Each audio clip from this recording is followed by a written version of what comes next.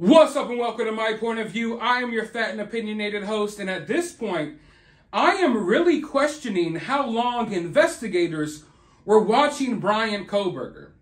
It's been reported that they were watching him for like 4 days before making the arrest. We know that they tracked him on his way to Pennsylvania. We know that they even watched him in Pennsylvania.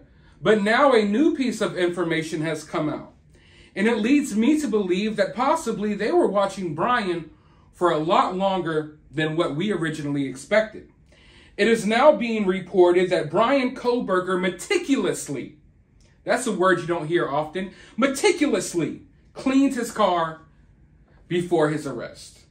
Now, when exactly this happened, I'm not sure.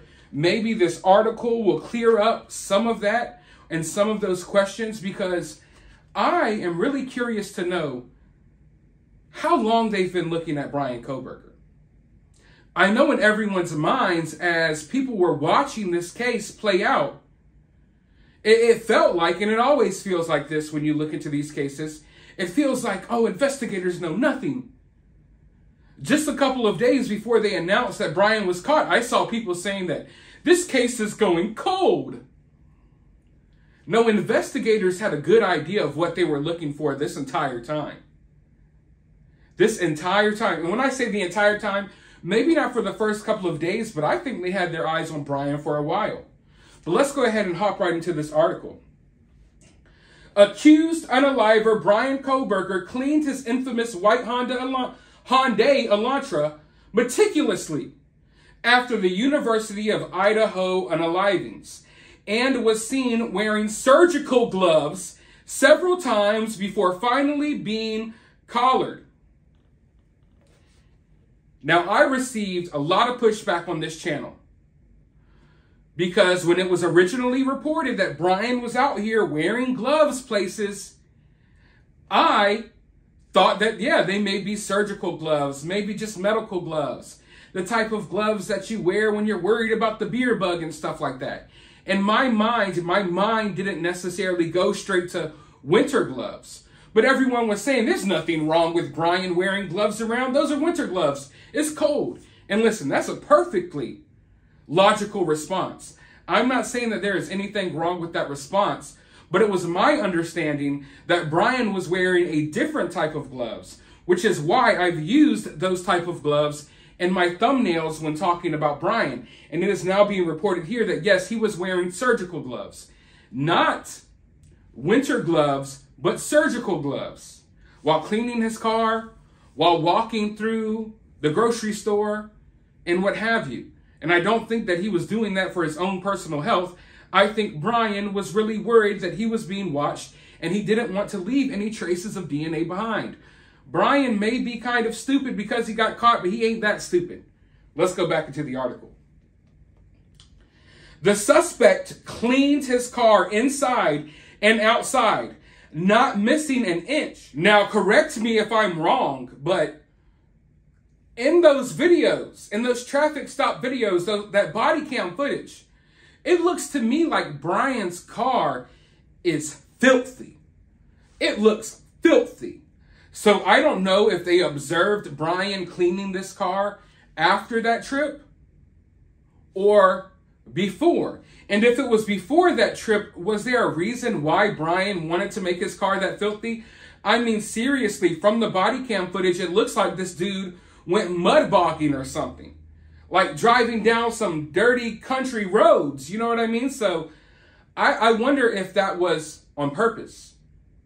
If Bryan purposely, I know Bryan cleaned out his car because he most likely wanted to get rid of any evidence. You know, I understand that part. But why was that car so dirty? I don't think Bryan would wait months or a month after this crime to clean this car. I'm sure he did this within the first couple of days. So did Bryan go out of his way to make this car filthy? Did he think that would help him in any way? Maybe help him get away with this if someone saw a dirty car? I don't know. I'm trying to put myself in his mind state, I guess, if you will. But I don't understand why. And he seemed like, from all reports, like he's this OCD dude. vegan. We're hearing about him cleaning his car inch by inch. So why was his vehicle so dirty? When I saw it, I immediately thought like, oh, this dude went out of his way to make this car this dirty. If you ask me, but then again, dude's been traveling across the country, so you never really know, but I don't know. I do find that weird. I do find that weird for sure. Kohberger was also seen wearing gloves multiple times outside his parents' home in Albrightsville, Pennsylvania, before he was arrested on December 30th. The PhD student, who had been under surveillance for days, at one point was observed leaving the house around 4 a.m. and putting bags in the neighbors' garbage bins. On December 27th, agents recovered items from Kohberger's garbage bins and the bags that they saw him put into the neighbors' bins, and the contents were sent to the Idaho Crime Lab. The next day, a DNA analysis showed a match between the family's garbage and the knife sheath found at the scene of the crime. Authorities then asked a judge to issue a warrant for Kohberger's arrest. So, there are so many things here that point towards the fact that Brian is guilty. But also there are details that I don't know if you could really hyper-focus on, like in my mind. The way Brian was acting when he was getting pulled over. Noticing that Brian's wearing surgical gloves everywhere he goes. Cleaning his car relentlessly, scrubbing every inch. Seeing that he's not putting his family's trash in their garbage, he's putting it in the neighbor's garbage. That's all signs that point towards Brian being guilty. But I guess arguments could be had that, oh, this is just something that Brian decided to do. You know what I mean? But I think it points towards the fact that he's guilty, but I don't know if you could really, how much that would hold up in court.